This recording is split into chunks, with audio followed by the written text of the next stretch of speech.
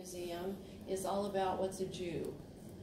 And the idea of telling you, because the people that were murdered in the Holocaust were murdered because they were Jews. And they were, for no other reason, they were scapegoated.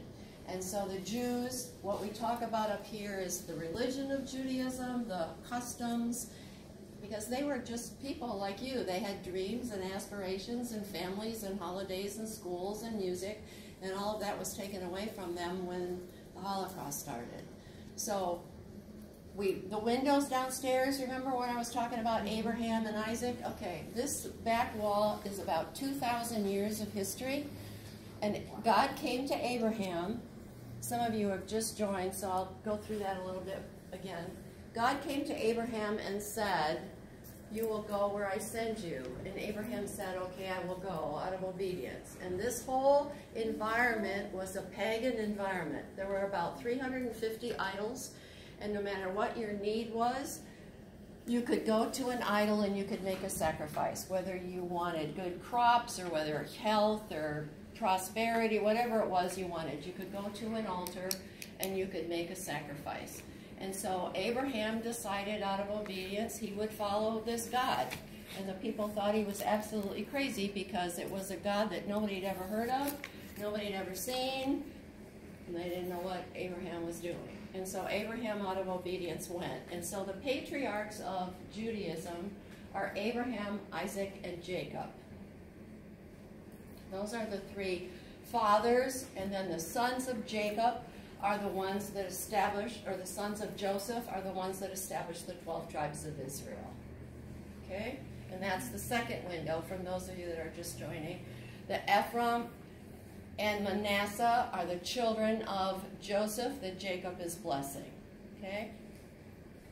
So, we start out here. This is the Holy Book of Judaism.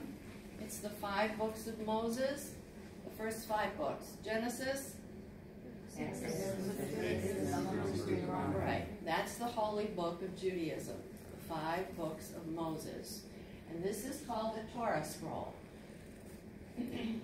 Normally a Torah would not be exposed like this, but because this one has been damaged, it's okay that it be open. But in a synagogue, or you would call church, it would always be closed and encased and put into an ark. But when they're damaged like this, they can be exposed. So Hebrew is written from right to left, and it's read from right to left.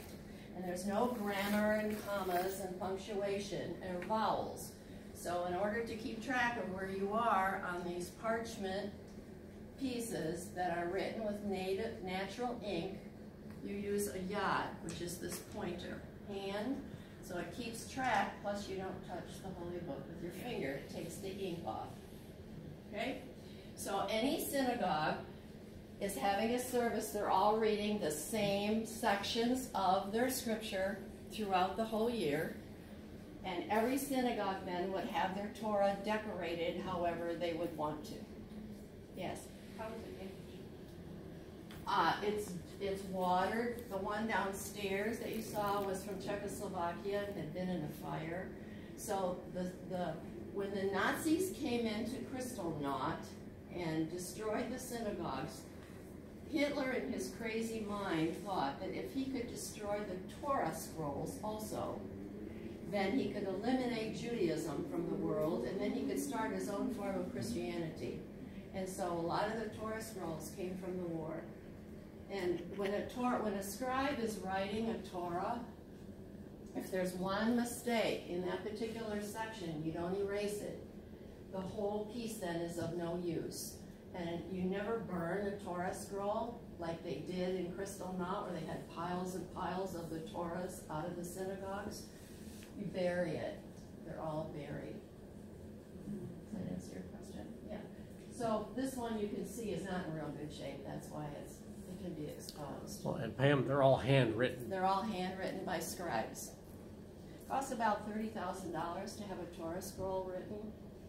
Takes a long time as well. And every synagogue throughout the world would have at least one of them. And they're decorated depending on how you want to. I mean, there's no uniform way. But I'm going to tell you this story. I don't know if this is really true, but this is my story, and I'm the one telling it. So this is what I do. So this is a crown that would go on. The Torah would be closed, and the crown would be placed on the top of the scroll. And you remember the Old Testament story that once a year, the high priest could go into the Holy of Holies. Aaron, the high priest, could go into the Holy of Holies and make atonement for his people. Right? You know that story in the Tabernacles? Okay.